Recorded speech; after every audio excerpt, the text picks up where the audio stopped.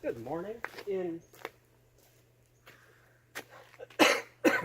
perfect world, I would only have to do this once. What I am going to do is demonstrate my little method of spanning or bracing the crossbow using, see, just simply a string with two big loops on it.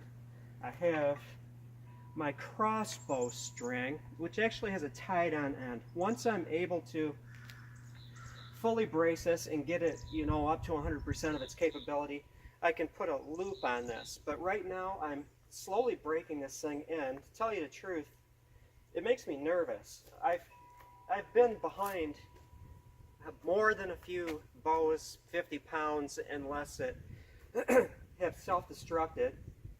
And I self-destructed remotely. I had this device that was like a giant nutcracker, so I could, 15 feet away, bows over 100 pounds. And those things are like shotguns. And right now, I'm like, my face is right in this thing, which 90 pounds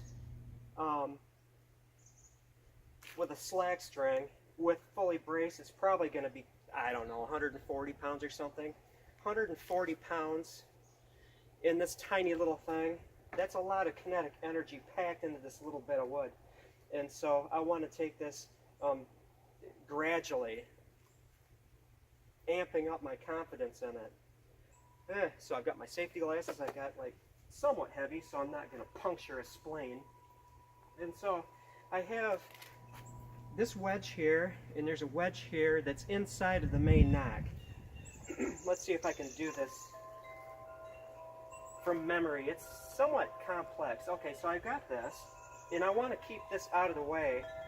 I don't want this to get in the way while I take this other string. And this is where it's very important to have some kind of a safety on this thing. And I'm going to tighten this to a point.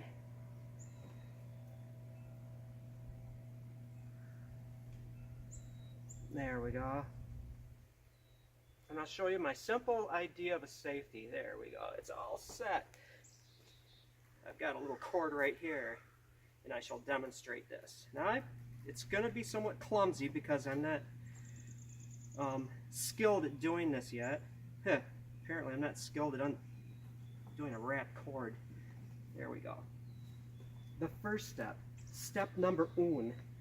You can see this. I've got the yellow crossbow string on there, and I've got my loopy thing on there. Oh, don't want to do the wrong one. That's what I mean by clumsy. I want to get that out of the way. Get out of the way. And it's going to be a step affair. I could certainly do this several times to get it full brace. Clumsy, but it'll work. Okay, everything looks good here. Nice. Now, I don't have a mechanical safety. I don't want to bump this, because if I'm fiddling around up here and this thing springs, I did that yesterday and I thought I broke a couple fingers. Let's just tie this thing off. Now I'm going to take this around the bottom. This is why I've got glasses. I could have just raked my eyes out of my head. These things are cool, but you have to respect them when you're dealing with substantial weights. Okay, cool. I'm just gonna, don't dry fire. I just want to test the efficacy of this trigger. Okay, there's no way that's gonna go off. There's a few notes. I made some poplar bolts for this thing yesterday, and they were snapping the tips off of them. This is hickory, so I definitely need to use Asher hickory. Okay, step two is I can certainly twist this black string to make it tighter. Make sure it's seated on there well. And now I'm going to have to undo this. And if this was tighter, it would be easier at this next step. But again, I'm just doing this a little slowly. You can kind of see what's going on here. Now to unweight this yeller string. This could be an indoor operation when you just have your socks on, not shoes, but you know, whatever. Oh. Ah. No, do not have your toe between there. Ah, there we go. And so, pay particular attention that this is relatively slack. In its final finished form, I shall be having a tighter black string, or else I can just walk it. I can walk it up. I could do this a couple times to get it so this black string is. Now you're wondering, what magic, what witchcraft will I be using in order to get that crossbow string through this one? You'll see. Okay, now this is tighter than it was yesterday, so I'm going to put my protective gear on. Don't want to lose my forehead. I'm going to have to duck back here so you can see it. Stick this on the ground.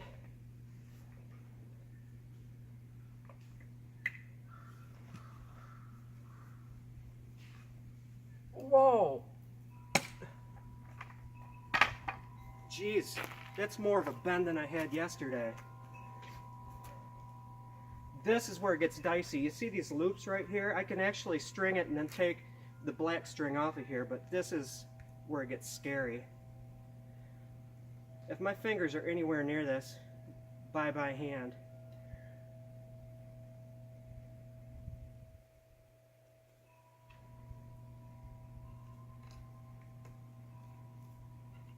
I'm really stupid to be doing this without tying this string off here. Even if the trigger did, it would slow it down enough so I could escape with my life. Yeah. Yeah. Boom.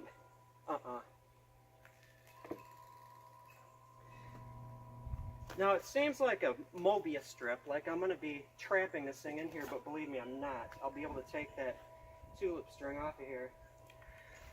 Now with a little bit more, you can see I could actually have a loop here, but you basically have to draw it back all the way before you can slide that loop over here. So I'm using a tied-on end. Oh, this is where it's bad. This thing could like hurt me in many ways.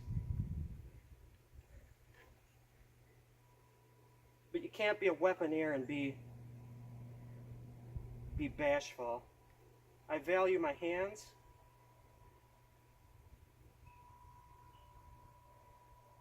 But I also value weaponeering. There. Jeez. And look how, oh man.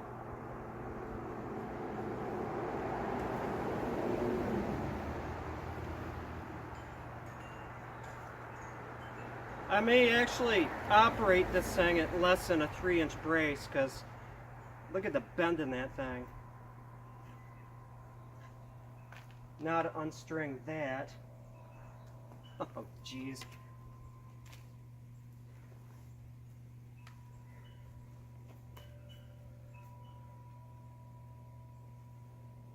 Da da da da da da da da da da da da da. Da da da da da da da da da. Oh man, that's freaking braced. Tell you the truth, I'm not altogether sure that I want to like draw that thing back right now before it's broken in.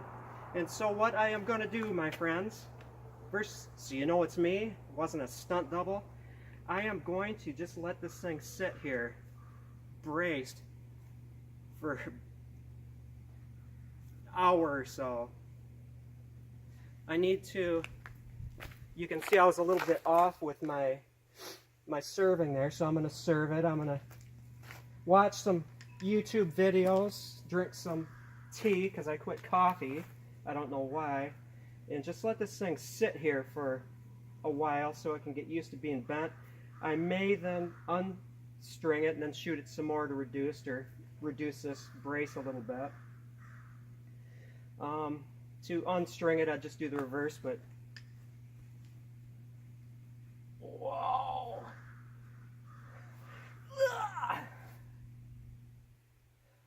The 13-year-old boy in me is just saying to just go ahead and like shoot one. The person that respects his eyeballs is saying I'm going to wait a little bit. But yeah, it's important to note, when I was making this thing, I did the scribing, worked it down even, sighted growth rings. This thing never saw full tiller on the tillering tree. It's got nice tiller, and that just shows you how watching the growth rings, scribing it, get a scriber if you're a bow maker, basically it gives you a finished bow before, you know, putting it on the tillering tree and scraping it and there's a stiff spot and stuff like that. Do all the work beforehand. And that is it.